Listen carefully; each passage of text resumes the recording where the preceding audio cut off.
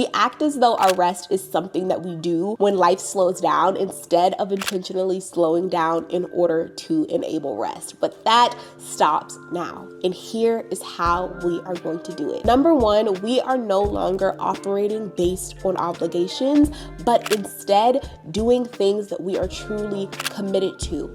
However, that does not mean that we are overcommitting. In order to understand if something is an obligation or a commitment, I want you to take a second and look back at your schedule, your calendar, your agenda, whatever you use to actually track your life and keep track of what you have been doing. Pull that up. And we're gonna say, based on every single task, activity, event that was on here, which one of these things was I doing because I would have felt guilty if I didn't, versus I actually understand the value associated with this and it is contributing to me being the person that God called me to be.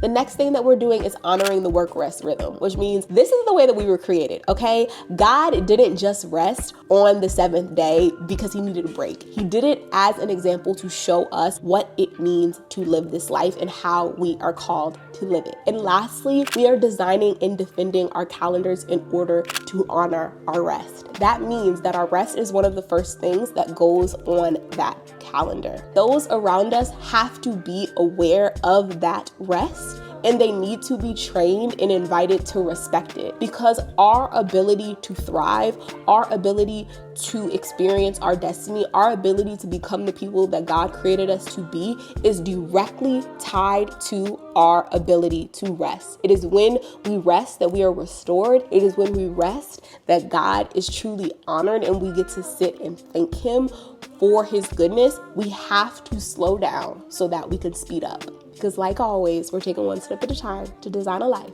we absolutely love.